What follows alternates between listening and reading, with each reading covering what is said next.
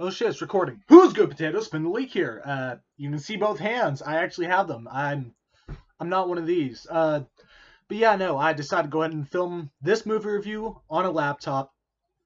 Oh yeah, that's another thing. If I hadn't told you before, I finally got a laptop. Uh, oh yeah, and you can see the amount of movies. Let me see if I can go ahead and movies and books. It is ridiculous, but I wanted to do a movie review of Rampant.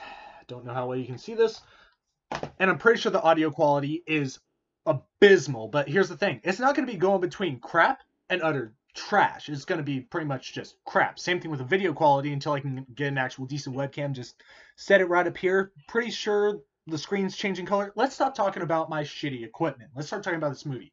It's a 2018 Korean zombie film that takes place in the Joseon period. So basically, the Joseon dynasty is going on. This is after the overthrow of. It'll come to me. Goryeo. I'm sorry if I can't pronounce anything correctly. I know nothing about Korean history. Just the small tidbits I picked up from this movie and Kingdom, and well, obviously they're both works of fiction. But this movie actually takes it takes the zombie platform and kind of runs with it in a very odd way, but in a kind of step back sort of way. So this is from the same studio that brought Train to Busan. The zombies in this film avoid daylight. They actually burn up in the sunlight. They are less interested in flesh and go more for blood. And, well, yeah, you can see where I'm slowly going with this. The zombies in this film have characteristics of both, the mindless hordes that we know and love, and vampires. So these night demons, as the movie calls them, are essentially ghouls. They have vampiric tendencies, but they also kind of just shuffle around, catch fire pretty easily. They're not that bright, probably can't even see, because most of the stuff they did, they went by sound. They didn't really have any echolocation skills. They're not literal, but I'm going on a tangent. Let's talk about a few bits of the movie before I get into anything that could potentially spoil it. This is a movie where nothing goes right. And that also reflects in the CG and some of the camera work. In one of the early points of the film, you see a zombie jump off of the roof. Now, this zombie was CG. It disappeared before it hit the other portion of row houses. So let's say this is the distance that the zombie cleared. Right there, and poof, out of existence. I thought that was the only case where that would happen. Someone probably just fucked up. There was another little CG issue, and this kind of reminded me of a Star Wars film I saw back in the day. I think this was Revenge of the Sith. Whenever two CG models interlocked, they literally interlocked. They met each other and span out of control. Now, that was probably the intended effect. The only issue is they meshed together. I went back, I checked it, they definitely went inside of each other. And then it cut back to the actual action in order to show him getting out of, show the character involved getting out of the tussle and running away. The thing that really threw me for a loop, though, is a portion of the film, you see an army, just marching along. They see something off in the distance, the commanding officer orders a charge. The horse runs, the people behind him start running, and as the camera pans out, the horse is in the bottom corner of the screen and starts slowing to a trot. And the people following stop running and start slowing down and walking. I really just thought that was funny. Now let's talk about just one character specifically. This movie compares, or people that made this, compared it to 28 Days Later and Game of Thrones, saying there was kind of an amalgamation of the two. I can see the 28 Days Later with the rage virus and all that shit going on, but this was a little bit more entertaining. But also the monsters were somewhat lackluster. I love the way they did this entire thing, and I'm glad that wasn't more of the same. But, I'll come to something a little more concrete with that. But the Game of Thrones factor really did interest me. Like I said, this movie where nothing really goes right. Plans fail all the time. There's a lot of failed attempted assassinations. There's a lot of failed coups. There's a lot of different shit going on and people fucking up miserably and getting fucked up because of it. Don't know why I pointed myself right there. Still doing it. So let's talk about the king. without getting too far into him, let's just take one character from this movie and talk about the shitstorm he faces up until a certain point. Essentially, his kingdom is being overrun with a plague that he hasn't researched, that they barely understand. They have literally just locked off that small portion of the country and refused, any passage out of it. No one goes in, no one goes out. They said, people are over there, they're sick, we're not touching that, close it up. His war minister forced his son to commit suicide in front of him, is planning to take his throne. His concubines are raping him in the middle of the night, trying to impregnate themselves with, a potential heir to the throne. There is no one that this guy can fucking trust. The one's unworthy of the crown and is dead. The other one just came back from who the fuck knows where, just popped up in the quarantine zone, unannounced.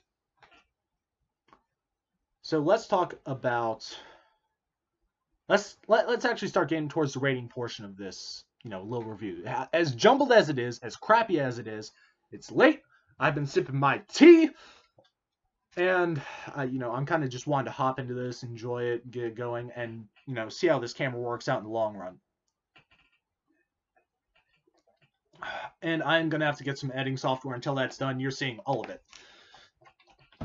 The portions that I liked of this movie, the story was pretty fun. You got attached to a lot of the characters. There was definitely some depth there. The action was a pleasure to watch. The CG, while it failed at some parts, still added the effect that CG is supposed to. And people don't really give CG enough credit. I usually prefer, props and, little gimmicks and shit like that. But CG has the ability to build entire worlds, whereas a prop takes a while to do some effects. It really depends on what you need in that specific moment. I like a blend of the two. But the CG presented in this film actually bulked everything up a good bit. It was nice. It added this kind of overlaying texture to the entire film. The film was almost saturated in it in a way, and it had this really grainy feel to it. I'm not talking about the lens they shot through. I'm not talking about, the development of the film. I'm talking about just that one aspect of it and how heavily it was used and the impact that it had on the story itself. You initially knew who you fucking hated. And that's one thing I gotta give them credit for. Usually with Korean films, specifically, it's hard to kind of zone in because everyone has their kind of thing going on. Everyone has their own end goal. Everyone has some shit going on in their head. No, you immediately know who the asshole is, which was also in Train to Busan. Not the actor himself, but you could immediately tell who the asshole was. I love that. I love knowing who to hate. Point me to him. I'll give him a... I'm just going to stop right there. I've been flying off the handle with just vulgar and insulting things recently. Let me collect myself. I will continue talking about the things that I like.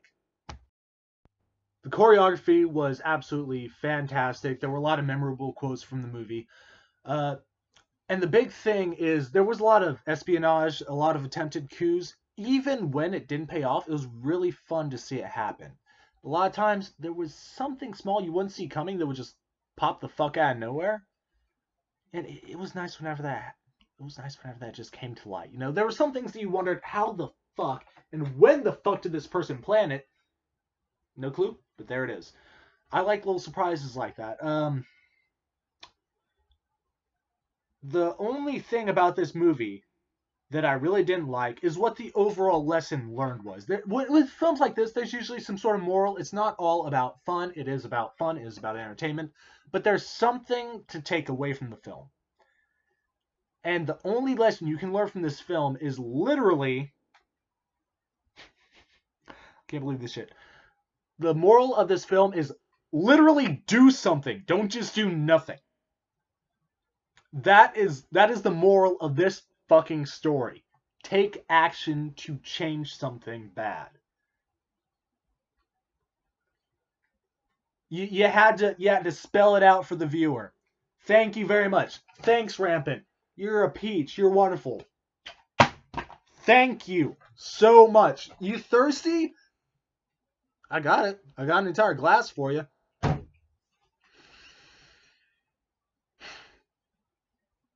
But yeah, no, with all the little complaints that I had, with all the few things that I noticed, fuck it, I love this film, and it's gonna be walking away with.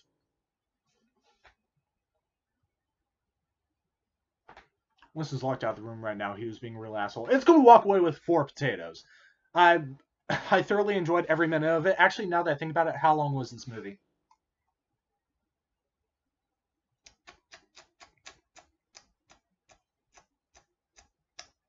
It was 122 minutes. I spent 2 hours watching this film and I didn't realize it. It was entertaining. It locked me in. I didn't even realize that much time passed. I thought this was like an hour and 20 minutes or some shit. Apparently not.